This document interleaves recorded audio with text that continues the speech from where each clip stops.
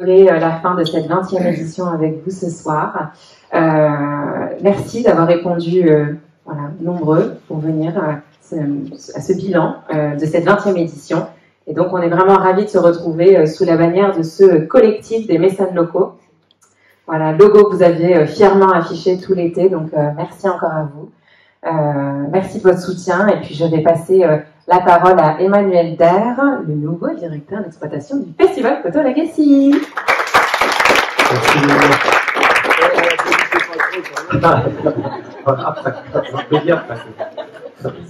Ça sera pareil que si Jacques parle, c'est pareil. Hein. Très bien. Écoutez, donc, comme disait Mélina, merci de votre présence ce soir. Donc, je vais commencer par un petit historique.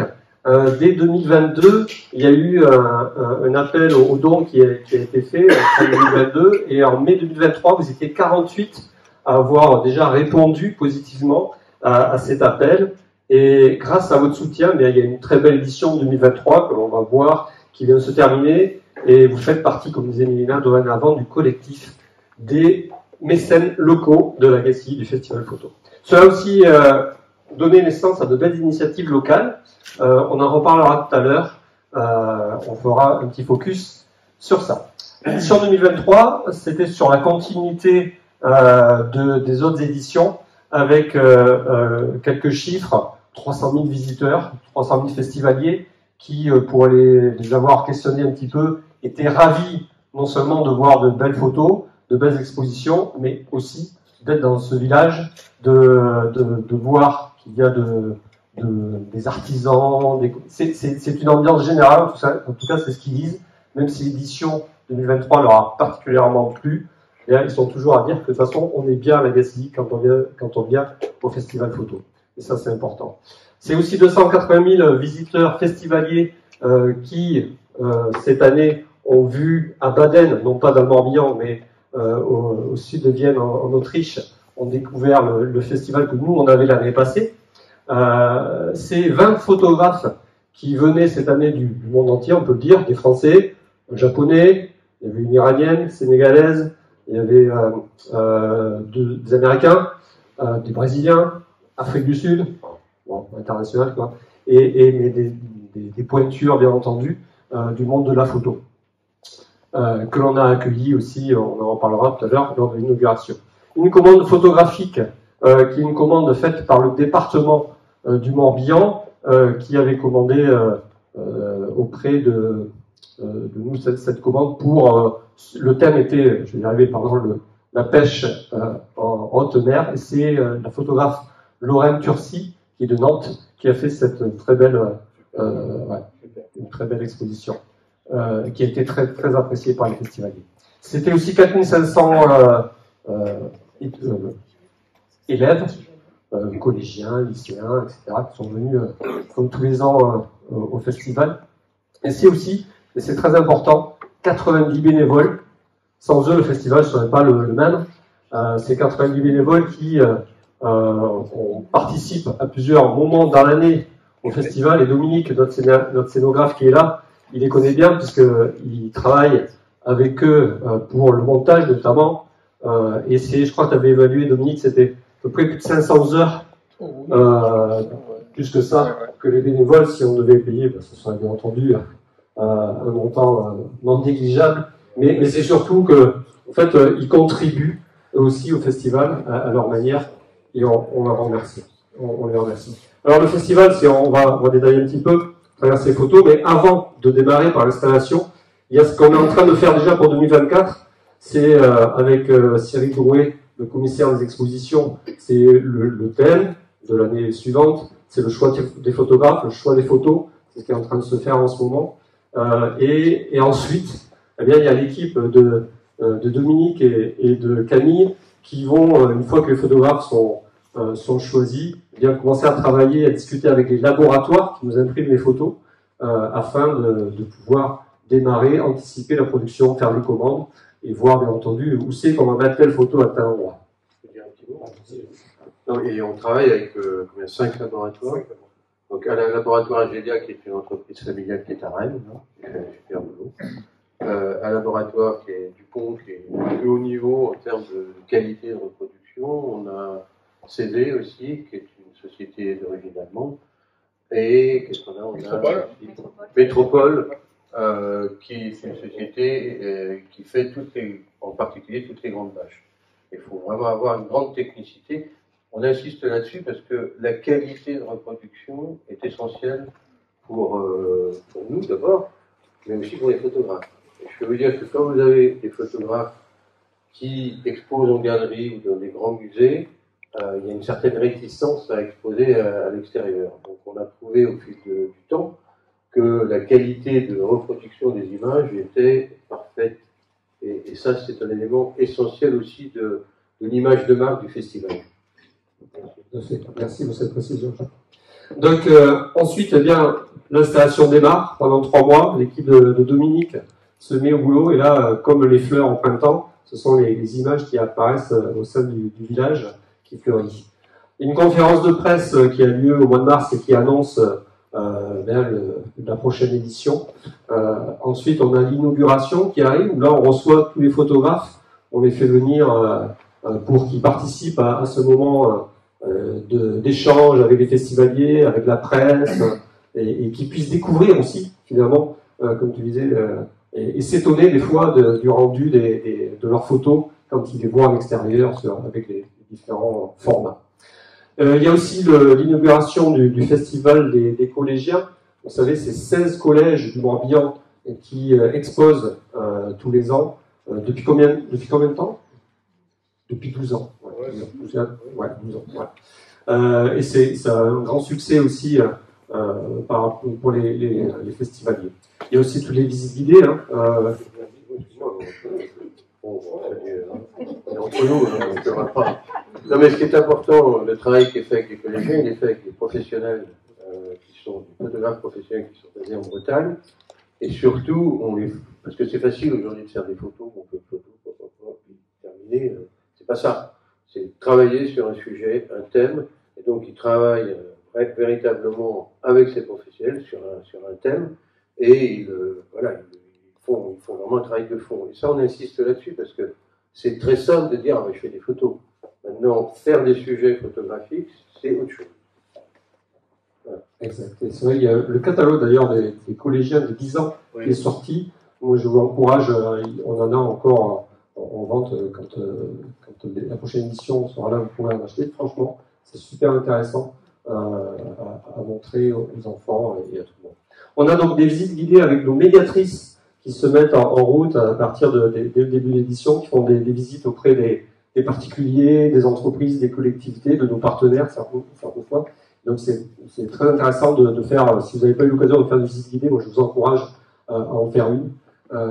Et puis la journée des bénévoles, on a parlé des bénévoles tout à l'heure, donc sous la baguette de Dominique, tout se met en place sur la place de la Ferronnerie. La 20e édition, vous l'avez vu, c'est notamment les jardins en dessous de la rue du relais postal qui ont été aménagés de manière magnifique, en collaboration avec la mairie, avec il y a notamment des cheminements en bois pour les PMR, les personnes à mobilité réduite, qui sont venus remercier plusieurs fois pour info ces aménagements. Donc c'est toujours ces scénographies qui impressionnent les gens de plus en plus. Et puis le démontage qui s'est terminé, Dominique, là, ça y est, c'est fini. Ouais. Hein, voilà, on en est aujourd'hui. Alors, on est venu parler un peu de chiffres quand même, vos chiffres. En 2022, le chiffre des mécènes locaux, on ne le voyait pas là, c'est tout petit, c'était 0,6% du budget global, c'est bien déjà. Mais en 2023, on le voit en gros, hein, maintenant c'est impressionnant. 7%, ça a été x10 en gros. Il y a une vraie prise de conscience. Et ce budget, à quoi ça sert au final? Eh bien, ça sert notamment à faire en sorte qu'il y ait d'amortir l'augmentation des prix des matières premières, l'augmentation des transports. Quand on transporte les photos avec les camions, c'est de plus en plus cher. Les piquets en bois, Dominique, toujours ton équipe disait, ils ont démonté les piquets, il y a un plein qui sont pourris, qu'il va falloir remplacer l'année prochaine. Le prix du bois a largement augmenté, enfin, vous le savez tous. Essayer de faire en sorte aussi que l'année prochaine, que tous les ans, les scénographies continuent à être de mieux en mieux. C'est aussi financer, c'est important en termes de communication. Si vous avez été dans les gares de Vannes, Rennes, Nantes, Lorient, cette année, et Montparnasse, vous avez pu voir les photos. Tout ça, c'est une communication qui est super importante, qui permet de faire venir plus de festivaliers à la GSI, et ça, bien entendu, c'est un coût qu'il faut financer. En fait, notre constat, c'est qu'il y a eu un véritable soutien, une véritable adhésion cette année de votre part. On parle beaucoup de transition écologique, et bien ici, on peut dire maintenant que les acteurs locaux participent à une forme de transition économique. Et je crois que vous avez été, à travers ce mécénat, cette participation, vous êtes tout à fait responsable de ce qui se passe aujourd'hui, et c'est vraiment bien. Et il y a un impact, on le voit, c'est presque la courbe qui augmente, mais cet impact, il y a un double effet qui se coule en fait. J'ai discuté l'autre jour avec Ingrid Simonessa, qui est venue, qui est adjointe au cabinet de David Lapartien, président du département, et qui nous disait qu'en fait, le fait de voir, elle, que les mécènes locaux s'approprient le projet, ça leur donne confiance pour eux aussi continuer à contribuer. En gros, vous savez, une terrasse de bar qui est vide, on n'a pas envie d'y aller. Quand c'est plein, on y va. Et ça donne confiance. Et ça permet aussi aux collectivités, finalement, de dire on y va, on continue à soutenir et soutenir encore plus. Donc ça, c'est important par rapport à ça. Vous avez fait communauté cette année. En effet, au même titre que les 90 bénévoles dont on parlait tout à l'heure, des festivaliers qui sont là aussi, le fait que vous ayez contribué comme ça, fait que aujourd'hui, c'est une véritable communauté qui s'est mise en place avec tous les acteurs et qui fait que le département, et Jacques, tu pourras plus nous expliquer que moi, fait que cette année, pour la première fois, le festival Photo Legacy est parmi les 3 grands événements du Morbihan. Voilà. J'en ai fini par rapport à 2003. On va quand même mettre en avant 2003 2023. 2023. Voilà, c'est à 0 là. C'est ça. Donc, les initiatives dont on parlait tout à l'heure, on va demander. Alors, en plus, non seulement ils ont des initiatives intéressantes cette année, mais en plus, ils ont amené ce qu'on va pouvoir déguster tout à l'heure. Je vais demander à Émilie, du coin des artistes, à Pierre, de Pierre Morel, et à Sophie, de la Brasserie Bulle, de nous rejoindre. Soyez bien. Et puis, donc, vous allez pouvoir nous expliquer un petit peu ce que vous aviez, l'initiative que vous avez eue, ce que vous avez fait. Honneur aux dames, Pierre. Oui, plaisir. Ah bah si, laisse l'honneur. On a mis en place le don de 1 € par repas consommé chez nous sur le week-end. On a donc indiqué sur tous nos menus que nous reversons 1 € pour donc, le festival photo. C'était une manière en fait d'expliquer à nos clients qu'en mangeant chez nous, en consommant sur la restauration à l'Agassi, ça permettait de participer au festival photo et de soutenir surtout le festival photo. Parce qu'il ne faut pas oublier qu'aujourd'hui, si on travaille bien l'été, c'est quand même en grande partie grâce au festival photo. S'ils n'étaient pas là, je ne pense pas qu'on ferait les chiffres qu'on fait cet été. Donc voilà. Donc voilà, c'était vraiment, on va dire, quelque chose qui était logique. On a essayé de mettre en place au plus simple possible. Ça ne nous a pas obligés à travailler plus, à changer de menu ou à faire des prestations supplémentaires. C'était juste naturel, compris dans le prix du menu. Et ça permettait de rappeler aux gens qu'il fallait soutenir le festival. Et en consommant local, on soutenait le festival photo. Voilà.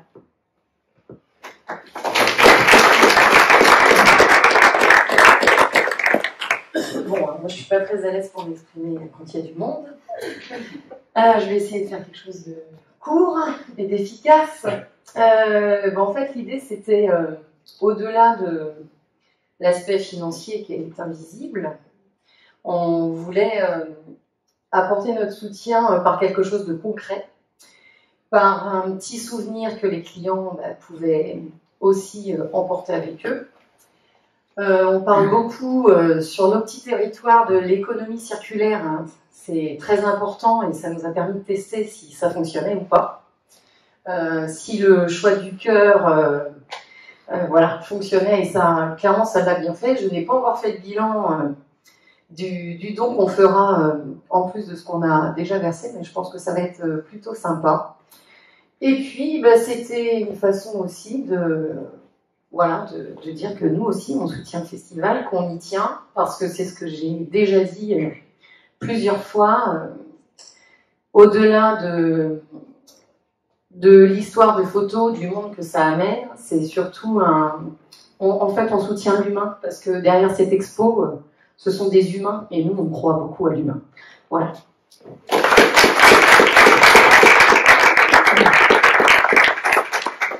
Donc du coup, nous, la Société de Montréal, on a décidé de faire une boîte pour les 20 ans du Festival Photo, avec l'affiche du festival, déjà parce que c'est une belle affiche, et on avait envie de la faire voyager aussi.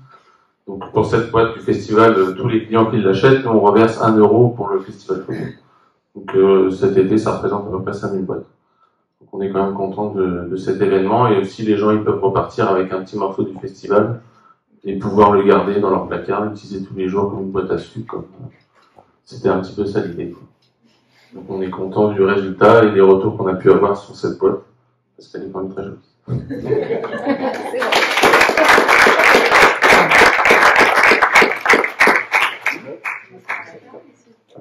Non, mais moi, je veux vous remercier. Parce que moi, je fais un peu de commerce aussi. Vous savez, en France, les brochures, on a 700 magasins. Au mois de novembre, au mois de mars, le magasin d'Agassi, il est plutôt dans les 400e, 500e. Bon. Bizarrement, au mois d'août, c'est le premier chiffre d'affaires. Sur toute la France. Donc, c'est ce que vous disiez tout à l'heure. Et je vous remercie parce que, quand même, le festival, même il y a des équipes chez moi qui me disent vous n'allez pas arrêter le festival, hein. Non. Mais il faut le constater en tout cas que le festival, eh bien, est une force d'attractivité très grande. Et heureusement, et c'est très important, à la fois pour le tissu local et pour tous les commerces, que ce soit les artisans d'art, les restaurateurs et les autres entreprises, parce que effectivement, il y a des personnes qui viennent passer du temps. Et ça, c'est essentiel dans l'activité économique. Moi, c'est ce que j'ai défendu aussi auprès de David Lapartien, qui est le président du département. Nous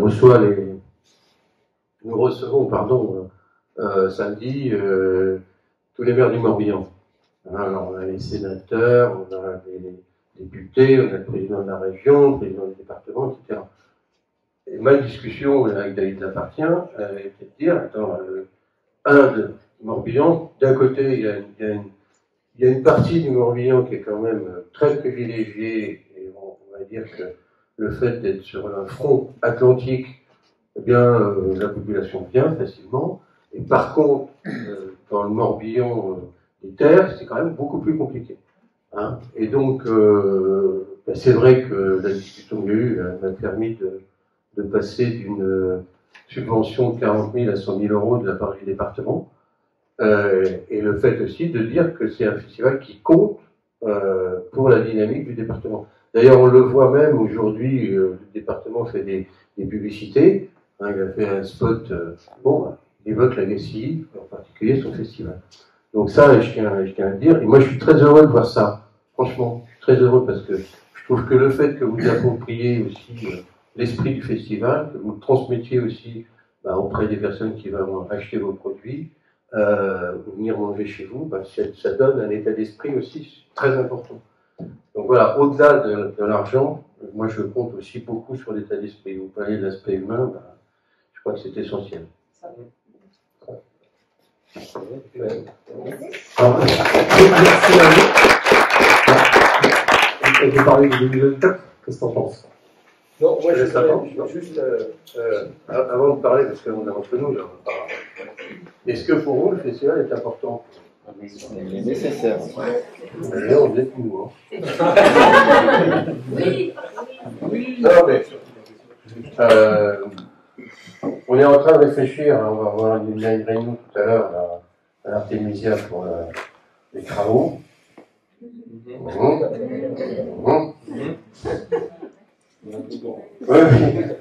Bon, sur l'écoquartier et sur la place à poissons. Donc ça va créer des désagréments. C'est clair. On est en train de travailler sur, avec l'équipe de la commune sur le fait d'assurer au mieux ces travaux, mais je pense que ça, sur le fond, ça sera important pour la suite. Parce qu'on a vraiment un projet à la fois d'embellissement du territoire, de sécurité, etc. L'écoquartier de l'Arc aujourd'hui, moi je dis c'est d'abord une zone, je le qualifie comme ça, hein, parce que c'est vraiment, c'est pas du tout aménagé. On travaille dans ce sens-là pour faire un parking payant, parce que aujourd'hui à la Gâchis tout est gratuit, hein, il y a beaucoup de choses qui sont gratuites, et nous, alors moi je fais ce métier de cuisine interne en tant qu'élu, mais nous nos revenus ils évoluent pas, et on a des charges qui augmentent. Donc notre cash flow, enfin notre capacité d'investissement, elle se réduit au fil du temps. Donc il y a effectivement ces projets d'aménagement qui sont importants et qui vont, je pense, transformer en tout cas toute cette partie du bout du pont. Voilà, moi, enfin en tout cas, moi je suis très heureux en tout cas d'être avec vous parce que encore une fois, avant d'être un élu, je suis un chef d'entreprise. Quand une certaine personne pendant le Covid m'a envoyé un message et me parlait d'édition de livres, de librairie, oubliez qui je veux dire. J'ai dit, ben, envoyez-moi votre projet, moi ça m'intéresse, hein, envoyez-moi votre projet, et puis on va voir ce qu'on peut faire. Ben, on a réagi très très vite, on a trouvé un local, hein, et aujourd'hui, la librairie marche très bien.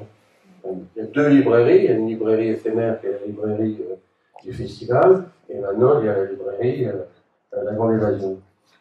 Je ne vais pas parler de vous, là, la fratrie Morel, mais quand je t'ai rencontré, c'était quoi, il y a 10 ans? Ouais, 11-12 ans. Ouais. T'avais quel âge? 21. 21 ans. Là, il y a quelque chose. Hein, c'est vrai que quelle satisfaction de voir qu'on a participé, aidé, facilité. Alors tiens, il va y avoir quelques désagréments, je suis désolé. Mais aujourd'hui, c'est combien de salariés? Trentaine de salariés. Voilà. Moi, c'est j'ai dit non, attendez, je pense qu'au niveau du territoire, c'est essentiel. Donc, c'est pour ça que je l'ai fait. Et je tiens à le préciser parce que c'est quand même essentiel dans l'activité du territoire. Et je me suis battu avec l'équipe pendant le Covid, parce qu'il y a beaucoup de gens qui ont peur qu'il n'y ait pas de festival. Je veux dire que tous les festivals étaient fermés. Hein. Bon, nous, on avait la chance, effectivement, d'être en plein air, mais avec Patrice Faure, qui était préfet, bon, il a été préfet de Guyane avant, donc venir au Morbihan, c'était un peu plus tranquille. Hein. Et Patrice, on a discuté ensemble, je lui ai dit, écoute, qu'est-ce qu'on peut faire, arranger l'histoire, etc., etc. Et le festival a eu lieu. Il y a beaucoup de gens qui oublient ça. Hein. C'est comme tout. Beaucoup de gens qui oublient qu'on s'est battu pour que le festival existe. Et ça n'a pas été facile. Parce qu'au nom du Covid, de la sécurité, du tir, je veux vous dire que c'était pas une mince affaire. Et en l'occurrence, moi je remercie Auguste qui était président parce que avec l'équipe, il s'était démené pour que le festival existe. Voilà, en tout cas, merci à vous. Et puis, effectivement, qu'est-ce que tu veux que je dise pour 2024? Je ne vais pas te dire la programmation, ça, j'ai pas le droit. J'ai pas le droit. Non, parce qu'après, c'est enregistré, diffusé. C'est un petit décalage sur l'ouverture. C'est en dehors de la programmation. Non, c'est un pays très intéressant. Oui, effectivement, comme tu le disais, on a effectivement des travaux qui vont se faire et on va décaler le démarrage du festival. Je pense que ce sera plutôt vers le 20 novembre. Hein, je voulais voir si ça suit ou pas. Sur le 20 juin. Bravo. Toujours sur une période de 4 mois. Décalé, mais moi je pense qu'on va aller encore un peu plus loin parce qu'il y a les vacances scolaires et au 4 novembre. Oui, au 4 novembre, pas octobre. Alors on a déjà fait ça, hein, une fois, je ne sais plus, c'était à l'époque du Covid. Ça avait très bien fonctionné. Pardon ? Ça avait très bien fonctionné, on avait beaucoup de monde pendant les vacances scolaires. Exactement. Donc, de toute façon, on est obligé de le faire parce que c'est quand même un sacré boulot, là, l'histoire de la passe à poisson, etc. On a été obligé de. Alors, on fait une présentation tout à l'heure à l'Artémisia, on est obligé d'investir, enfin, pas nous, mais la société, l'entreprise, d'investir toute la place, enfin, une grande partie de la place. On enlève une partie de la passerelle. Donc, les cheminements se font comme avant. On oublie. Je ne sais pas, elle date de quand la passerelle ? Il y a 10 ans ? Ah non, on passait par le pont. On passait par le pont. Donc, ça va être provisoire. Hein, ça sera opérationnel pour. La passerelle, elle va être opérationnelle pour, je sais pas, en novembre. Voilà, tout va bien. Mais bon, donc on est en train de voir avec l'Office du tourisme pour faire un passage. Enfin, mais voilà, de toute façon, on fait le festival 2024. L'équipe travaille à fond dessus. Moi, je vais insister sur un fait parce que, bon, quand on. D'abord, pour moi, c'était une utopie quand j'ai créé le festival avec le but. Hein, c'est parti, en fait, d'une exposition que nous avions faite dans le labyrinthe végétal, c'est pas du tout dans l'idée du festival, hein, d'exposer 4 photographes en grand format sur la nature. Et là, je regardais quand même, c'est quand même très intéressant, les gens vraiment apprécient. D'où l'idée de lancer le festival. La première édition, elle a été dans quelques magasins d'artisans, il y avait 3-4 magasins d'artisans qui étaient vides, qu'on avait utilisés, qu'on avait fait des expos extérieures. La deuxième année, on s'est dit, voilà, c'est compliqué, on va investir l'ancienne salle des fêtes qu'on avait transformée en galerie. Hein, on avait une quinzaine d'expos, c'était super. Ça a duré 3 semaines à moi, parce qu'après c'était... Et là, à un moment donné, on s'est dit, bon, ça va. On met tout à l'extérieur. Et c'est vrai que pour aller dans des festivals photos qui sont réputés, Legacy a une vraie bonne image de marque. Et vous savez, c'est toujours pareil, hein, dans nos métiers, quels qu'ils soient, le travail dans la durée fait son œuvre. Moi, j'étais encore au festival de Perpignan, qui est le plus grand festival au monde de photoreportage. Bon, les photographes qui ont exposé à Legacy, systématiquement, sont positifs. Et des grands. Enfin, encore une fois, moi j'insiste, hein, on a des plus grands photographes qui viennent. Et je peux vous dire que parfois, c'est pas si facile que ça. Mais ils viennent parce qu'ils ont entendu dire que je connais un tel qui a fait l'expo et c'est très très bien. En plus, ils sont très bien reçus, Legacy. C'est eux qui vous demandent ou c'est vous qui allez les chercher ? C'est nous qui allons les chercher. Il y en a qui demandent, mais on préfère. Après, on voit en fonction. Mais souvent, c'est nous qui allons les chercher. Parce que comme on définit une thématique pays, bon là, c'était pour les 20 ans, mais je trouve que cette thématique pays, ça donne vraiment un angle. Non, on va pas le faire. Donc, voilà, en tout cas pour 2024, les équipes sont prêtes. On travaille avec beaucoup de prestataires aussi extérieurs. J'ai évoqué les labos. On a des campagnes qui sont gratuites avec. Moi, je connais une famille de coups. La famille de coups, ils nous offrent 200 sucettes, ce qu'on appelle des sucettes ou abribus, voilà, etc. Et on se débrouille pour faire en sorte de communiquer au mieux et au plus sur à la fois Legacy et bien évidemment le Festival Photo.